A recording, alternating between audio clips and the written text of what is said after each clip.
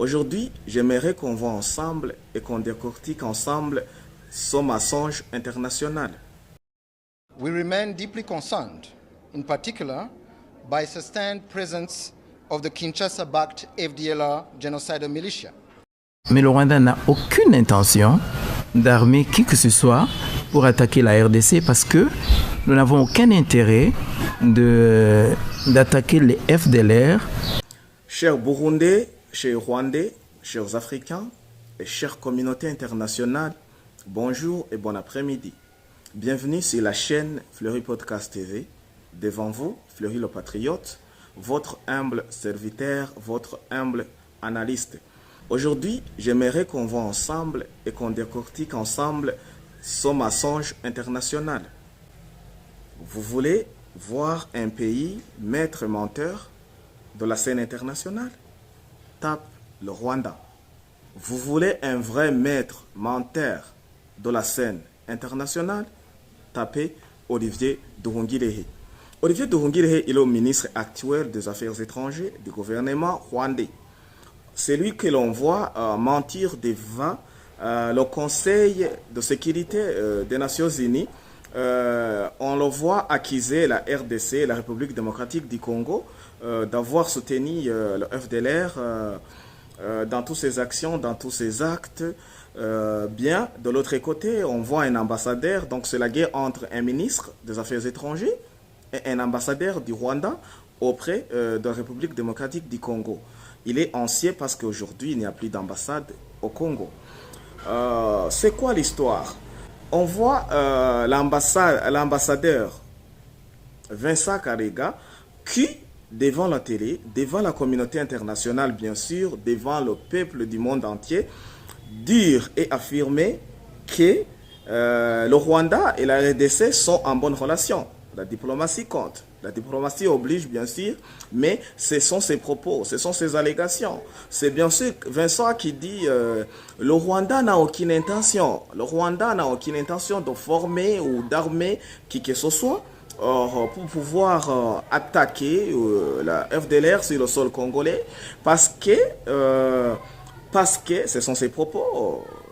Je reprends ses propos, bien sûr, parce que le gouvernement congolais, via son armée, la FRDC, ont anéanti et ils ont attaqué, et ils ont combattu corps et âme le mouvement rebelle FDLR et ils les ont anéantis. C'est lui, l'ambassadeur, l'ancien ambassadeur du Rwanda dans le pays, la RDC, qui dit telle chose.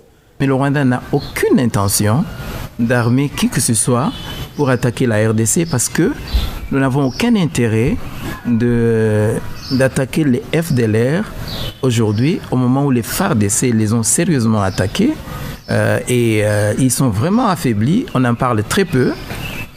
Donc c'est aussi le fruit d'une bonne coopération. Une bonne coopération amène à des résultats qui enlèvent l'élément ou l'épine dans le pied. Ou le prétexte. Ou le prétexte, comme on l'appelle. De l'autre bout du monde, on voit Olivier Nduhungirehe, ministre actuel des Affaires étrangères du Rwanda, le maître menteur qui ne sourcille pas quand il ment. Lui, vraiment, il est vraiment fait pour ça. Hein. J'ose vous rappeler qu'Olivier Nduhungirehe, il fut ambassadeur du Rwanda auprès du Pays-Bas. Vous savez pourquoi Kagame l'a limogé? C'est dans les histoires du non-respect, de mentir. Parce qu'il est toujours menteur et il est reconnu pour ça. Et c'est pourquoi il est mieux placé dans ses affaires internationales. C'est quoi? Olivier Nduhungirehe, lui, il revient sur le fait que le Rwanda s'autodéfend. Ils ont pris des mesures d'autodéfense, mais moi je me demande toujours contre qui. Parce que le Rwanda il est fort en armée. Le Rwanda, c'est Nduhungirehe qui ose dire que le Rwanda vit sous la crainte du FDLR. Le FDLR, d'après mes recherches, le FDLR Il y a une vingtaine d'années, là où on disait que le FDLR n'arrivait même pas à 1500 soldats. Et depuis 1996, le Rwanda a engagé la guerre dans l'Est de la République démocratique du Congo, juste pour raison, chercher et combattre, jusqu'à décimer leur FDLR. Jusqu'à aujourd'hui, moi je le dis et je l'ai toujours dit et je le redis, j'ai jamais vu aucune vidéo d'un être FDLR sur le sol congolais. Et les FDLR, ce sont des fantômes. Mais pour moi, j'ose dire que l'FDLR, c'est l'or, c'est le sous-sol de la République démocratique du Congo. C'est l'or, le diamant, le cobalt, le coltan, le nickel et tout consort. Parce que si vous osez dire que le gouvernement rwandais, à la DF, Inhotani, qui se tape la poitrine disant que nous sommes l'armée, la première armée au niveau africain, nous sommes la première armée au niveau de l'Est africain, de l'EAC. Aujourd'hui, ils s'agenouillent et s'accroupissent devant le FDLR qu'on n'en compte même pas une dizaine de soldats. C'est honteux. C'est honteux de voir que le Rwanda vit sous la peur et sous la crainte du FDLR jusqu'à mobiliser plus de 20 000 soldats sur les frontières du Rwanda et du Congo. C'est vraiment une honte de voir les propos contradictoires. Je reviens sur les propos de Vincent. Lui, il vivait au Congo, il vivait en RDC et il suivait tout de près. Il voyait tous ces efforts que le gouvernement congolais faisait à l'époque. Et c'est pourquoi il a dit, d'après ce qu'on voit, les rapports sur le papier, les rapports physiques, ce qu'on voit, ce qu'on en témoigne avec nos yeux, c'est vraiment une bonne chose. Mais d'ici le lendemain, on voit la soif du gouvernement rwandais via son ministre oser dire que le Rwanda est sous la contrainte, sous la peur d'être attaqué par le FDLR. C'est vraiment une raison que le Rwanda avance, mais les raisons du Rwanda pour envahir le Congo, il n'y a aucune raison, parce que le Congo, c'est notre territoire, il y a des limites, mais c'est ce qui est étonnant, c'est que même certains pays européens s'en taisent, n'en parlaient pas. Et même s'il en parle, il parle de ces punitions éphémères, de ces punitions qui sont là juste pour bander les yeux, pour aveugler le peuple et la communauté internationale. Partons par exemple de la Belgique. La Belgique et le Rwanda se sont déchirés hier. Hein? Se sont déchirés avant-hier, mais on a vu hier la Belgique participer dans le cyclisme mondial au Rwanda. Et on a vu la télé nationale de la Belgique au Rwanda. Et c'est comme ça, ils viennent et nous faire gober, ils nous faire la vallée, ils se déchirent. Mais ce sont des mensonges. Parce que le Rwanda est fondé, le Rwanda forgé sur les mensonges. L'art de mentir, vraiment, pour le Rwanda, c'est bon. Parce que vous verrez le Rwanda... On vous dira que le Rwanda est propre, mais quel diamètre, quelle superficie qui est propre? Est-ce que le Rwanda est vraiment riche comme on le dit? Si vous voulez savoir, visiter l'extérieur de Kigali, vous allez voir si le Rwanda est vraiment tel que vous le voyez sur les photos, sur les vidéos. Demande-moi pourquoi on n'arrive pas à photographier des espaces hors Kigali. Tu ne verras nulle part sur les réseaux sociaux les espaces hors Kigali. C'est bien sûr Kigali forgé pour le peuple Tutsi, pour le peuple Ingotani. Les autres, l'autre population, on s'en fiche. On voit là les pleurs, on voit les enfants de moins de 14 ans qui se lancent dans la prostitution. On voit les mamans qui ont des enfants sur leur dos, les autres sur les devants, qu'ils allaitent des bouts, qui courent toujours avec leurs légumes, les petits articles sur leur tête, on les voit toujours démolir leurs maisons sans aucune intervention du gouvernement.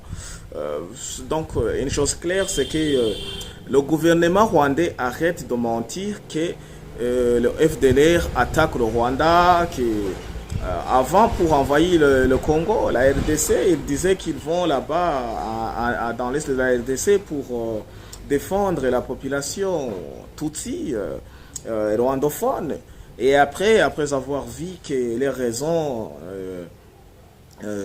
n'a pas de poids, ils ont changé en FDLR. Mais l'FDLR pour moi n'existait pas. Je vous ai dit, l'FDLR c'est de l'or. C'est voir même qu'aujourd'hui, les mouvements M23, c'est une brigade qui s'est là qui sont entre déchirés.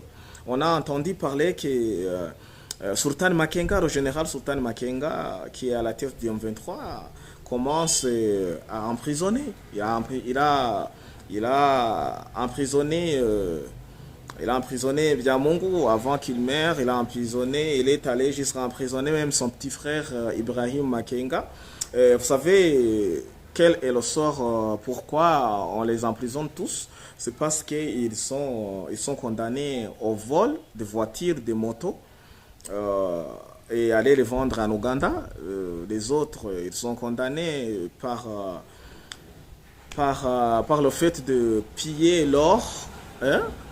Et ils pillent l'or et on les voit aller le vendre en Ouganda ou dans les autres recoins du Congo, sous l'anonymat, sans autorisation du M23, bien sûr du Sultan Makenga, de Kigali.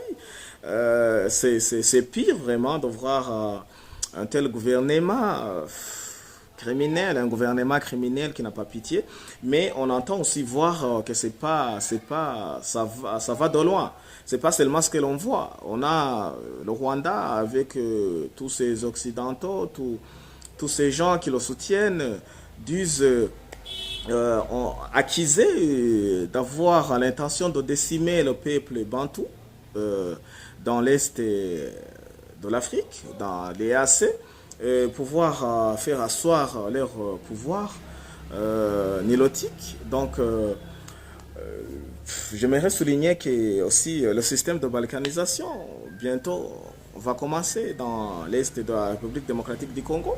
Et tout ça, tous ces gens-là qui se croient la communauté internationale et qui se croient capables de tout, ils se taisent, ils s'assoient dans leur divan, devant leur bureau. Ils assistent devant leur télévision, ils applaudissent le Rwanda. Ils se taisent quand il s'agit du sang qui coule des corps, qui se vide du corps des innocents congolais. On s'en fout, ce sont des bantous. On applaudit notre peuple nilotique qui exécute notre souhait. C'est ça l'histoire qui est là. Il faut que le peuple bantou se réveille. Il faut vous réveiller. Et vraiment, je tiens à encourager aussi Tshisekedi, lui qui a décidé de se tenir debout, de ne plus écouter ces propos mensongers disant on va aux États-Unis, on va arranger. Il n'y a aucune guerre qui se termine par les arrangements tels qu'ils sont. Aujourd'hui, on signe.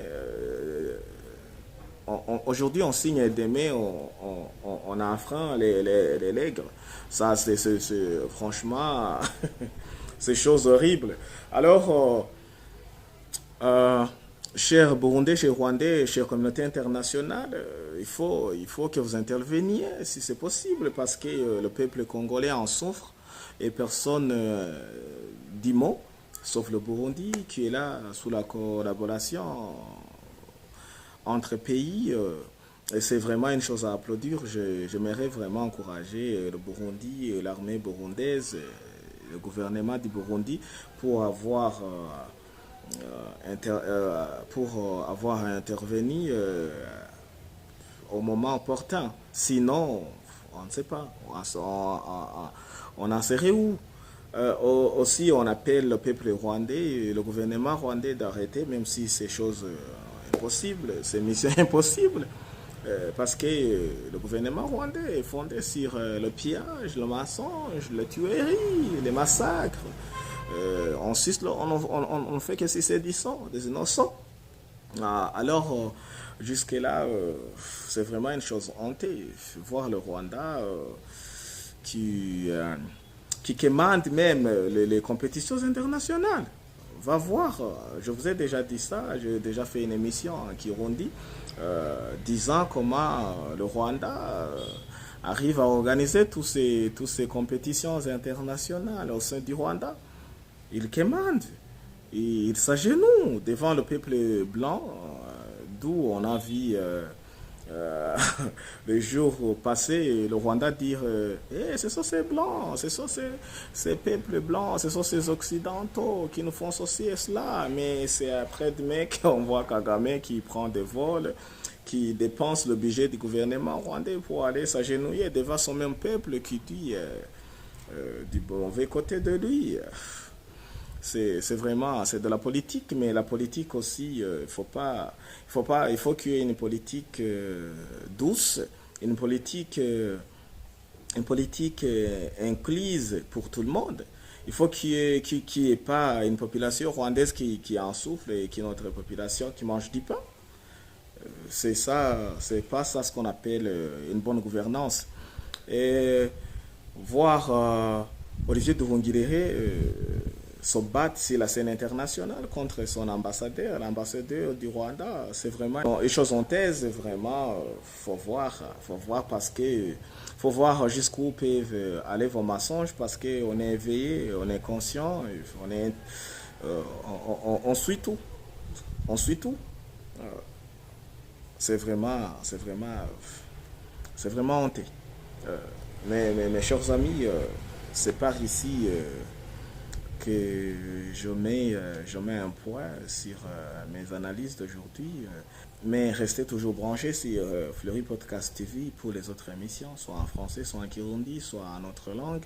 C'est aujourd'hui que je décide d'utiliser la langue étrangère, la langue française, afin de pouvoir parler aussi à la francophonie, au peuple français.